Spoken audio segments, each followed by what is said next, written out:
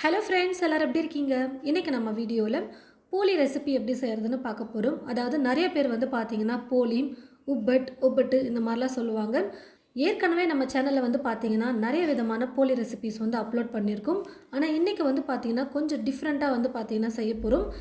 அப்பப்போ சீசனுக்கு ஏற்றது போல் நிறைய வகையான பழங்கள், காய்கறிகள் அந்த மாதிரி நிறைய நமக்கு கிடைக்கும். அந்த சீசனுக்கு ஏற்றது போல் கிடைக்கிற பழங்கள், காய்கறிகளை வச்சு நம்ம ஸ்நாக்ஸ்லாம் செஞ்சு கொடுக்கும்போது ரொம்பவே ஹெல்த்தியாகவும் இருக்கும். வீட்டில் இருக்கிறவங்களும் ரொம்ப விரும்பி சாப்பிடுவாங்க. அந்த வகையில் இன்றைக்கி பார்த்தீங்கன்னா நம்ம பலாப்பழத்தை வச்சு போலி செய்ய போகிறோம். ஒரு பாத்திரம் எடுத்துக்கிட்டு இந்த பாத்திரத்தில் 1 கப் அளவுக்கு மைதா மாவு சேர்த்துக்கிறேன். நான் எடுத்துருக்கிற கப்போட சைஸ் பார்த்தீங்கன்னா 250 மில்லி. இந்த கப்பில் 1 கப் மைதா மாவு சேர்த்துக்கிறேன். மைதா மாவு பிடிக்கலைன்னா நீங்கள் கோதுமை மாவு கூட யூஸ் பண்ணிக்கலாம். 1/2 கப் ரவை சேர்த்துக்கிறேன். நான் எடுத்துருக்கிற ரவை பார்த்தீங்கன்னா கேசரி, உப்புமாலாம் செய்வோம் பார்த்தீங்களா, நல்லா பொடியாக இருக்கிற ரவை, அந்த ரவை எடுக்கணும். வறுத்த ரவை, வறுக்காத ரவை எது வேணாலும் நீங்கள் பயன்படுத்திக்கலாம். தேவையான அளவு உப்பு, 1/4 டீஸ்பூன் மஞ்சள் தூள் சேர்த்துட்டு எல்லாத்தையும் மாவோடு சேர்த்து நல்லா கலந்து கொடுத்துக்கிட்டு தண்ணி கொஞ்சம் கொஞ்சமாக சேர்த்து மாவு பிசையணும். பாருங்கள் ஃப்ரெண்ட்ஸ், மாவு பிசைஞ்சு எடுத்துக்கிட்டேன். மாவு பார்த்தீங்கன்னா போலியை பொறுத்த வரைக்கும் ரொம்பவே இலக்கமாக இருக்கணும், நல்லா சாஃப்டாக இருக்கணும். அப்போ தான் போலி தட்டுறதுக்கு ரொம்ப ஈஸியாக இருக்கும். ரொம்ப கெட்டியாக மாவு பிசைஞ்சிட்டோம்னா போலி ரொம்ப கஷ்டமாக இருக்கும் தட்டுறதுக்கு. உள்ள பூர்ணமெல்லாம் வச்சு ஸ்டஃப் பண்ணி நம்ம போலி தட்டும்பொழுது ரொம்ப கெட்டியாக இருந்ததுன்னா அந்த பூர்ணமெல்லாம் வெளியில் வந்துடும். கொஞ்சம் சாஃப்டாக மாவு இலக்கமாக இருக்கும்போது ப்ரெஸ் பண்ண ஈஸியாக இருக்கும். பூர்ணம் வெளியில் வராமல் நம்மளால் தட்டி எடுக்க முடியும். இந்த டிப்ஸ் ரொம்பவே முக்கியமான ஒரு டிப்ஸ். இந்த மாவோடு இப்போ ரவை போட்டிருக்கிறதுனால ஊற ஊற கொஞ்சம் மாவு கெட்டியான பதத்துக்கு வரும். அதனால் கொஞ்சம் பிசையும் போதே இலக்கமாக பார்த்திங்கன்னா மாவு பிசைஞ்சுக்கோங்க. கடைசியாக இது கூட 4 டீஸ்பூன் அளவுக்கு எண்ணெயை சேர்த்துட்டு மாவு நல்லா பிசைஞ்சிக்க போகிறேன். இது போல் சேர்த்துருந்த எண்ணெய் எல்லாமே நல்லா அப்சர்வ் ஆகிற வரைக்கும் நல்லா பிசைஞ்சு கொடுத்துட்டு ஊற வச்சுக்கணும்.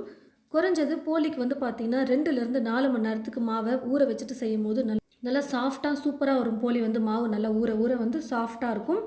நான் இப்போ 2 மணி நேரத்துக்கு மாவு ஊற வச்சுக்க போகிறேன்.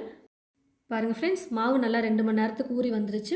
இப்போ அப்படியே இருக்கட்டும். இந்த மாவு உள்ளே ஸ்டஃப் பண்ணுறதுக்கு பூர்ணத்தை ரெடி பண்ணிக்கலாம். பலாப்பழம் பார்த்தீங்கன்னா ஒரு 6லேருந்து 7 பலாப்பழம் நல்லா பழுத்த பழமாக எடுத்துக்கோங்க. பழம் எவ்வளோ எடுத்தாலும் பரவாயில்ல. நீங்கள் எடுக்கிற பழம் 1 கப் அளவுக்கு இருக்கணும். கட் பண்ணி இந்த கப்பில் அளந்துக்கிட்டிங்கன்னா 1 கப் வரணும். மாவு எந்த கப்பில் எடுக்கிறோமோ அதே கப்பில் எல்லா பொருளையும் அளந்து சேர்க்கும் போது கரெக்டாக இருக்கும். உங்களுக்கு மெஷர்மெண்ட் எதுவும் மீதி ஆகாது. 1 கப் ஃபுல்லாக பழத்தை இந்த மாதிரி கட் பண்ணி அளந்து எடுத்துக்கிட்டு ஒரு மிக்ஸி ஜாரில் சேர்த்துட்டு நல்லா நைஸாக இது போல் பேஸ்ட்டாக பார்த்தீங்கன்னா அரைச்சி எடுத்துக்கணும். கூடவே 1 கப் அளவுக்கு தேங்காவை நான் எடுத்து வச்சுருக்கேன். தேங்காவை துருவி எடுக்காமல் சின்ன சின்னதாக கட் பண்ணி மிக்சியில் போட்டு இந்த மாதிரி நல்லா கொஞ்சம் நைஸாக அரைச்சி சேர்க்கும் போது ரொம்ப நல்லாயிருக்கும். ஒரு பாத்திரம் எடுத்துக்கிட்டு அந்த பாத்திரத்தில் 1/2 கப் அளவுக்கு வெல்லத்தை நான் பொடியை இடித்து எடுத்து வச்சுருக்கேன். அந்த வெல்லத்தை சேர்த்துட்டு வெல்லம் கரையிறதுக்காக மட்டும் ஒரு 4-5 டீஸ்பூன் அளவுக்கு தண்ணியை சேர்த்துட்டு கரைச்சி எடுத்துக்கலாம். வெல்லத்தில் தூசி கல்லெல்லாம் அதிகமாக இருக்கும். அப்படிங்கிறதுனால கரைச்சி வடிகட்டி யூஸ் பண்ண போகிறோம்.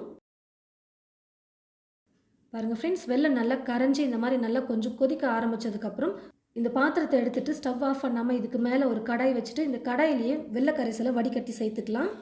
இது கூடவே எடுத்து வச்சுருக்கிற இந்த 1 கப் தேங்காவையும் சேர்த்துட்டு அரைச்சி வச்சுருக்கிற பலாப்பழ விழுதையும் சேர்த்துக்கிறேன். கூடவே 1/4 டீஸ்பூன் ஏலக்காய் தூள் சேர்த்துட்டு 2 டீஸ்பூன் அளவுக்கு நெய் சேர்த்துட்டு எல்லாத்தையும் நல்லா கலந்து கொடுத்துக்கலாம். இப்போ மிக்ஸ் பண்ணும்போது உங்களுக்கு நல்லா தெரியும், ரொம்ப இலக்கமான கன்சிஸ்டன்சியில் இருக்குது. நல்லா கொஞ்சம் ஸ்டவ்வை மீடியம் ஃப்ளேமில் வச்சுட்டே குக் பண்ண நல்லா கெட்டியான பதத்துக்கு வரணும். அது வரைக்கும் குக் பண்ணிக்கலாம். பாருங்கள் ஃப்ரெண்ட்ஸ், எல்லாமே நல்லா கெட்டியாக குக் ஆகிட்டு வந்துருச்சு. இந்த அளவுக்கு நல்லா கொஞ்சம் கெட்டியாக இருக்கும்போது உருண்டை பண்ணுறதுக்கு ரொம்ப ஈஸியாக இருக்கும். கையில் தொடுற அளவுக்கு நல்லா சூடு குறையட்டும்.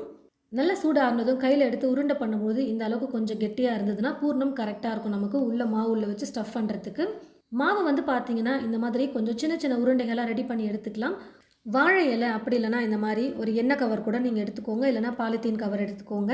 நான் எண்ணெய் கவர் போட்டு அதில் நல்லா எண்ணெயை தடவிட்டு இப்போ உருண்டை பண்ணி வச்சுருக்கிற மாவை இது மேலே வச்சுட்டு லைட்டாக ப்ரெஸ் பண்ணிக்கலாம். ஒவ்வொரு முறையும் நீங்கள் அந்த கவர் மேலே எண்ணெயை தடவிட்டு நீங்கள் பார்த்தீங்கன்னா போலி தட்டும்போது ரொம்ப ஈஸியாக இருக்கும் உங்களுக்கு ப்ரெஸ் பண்ணுறதுக்கு.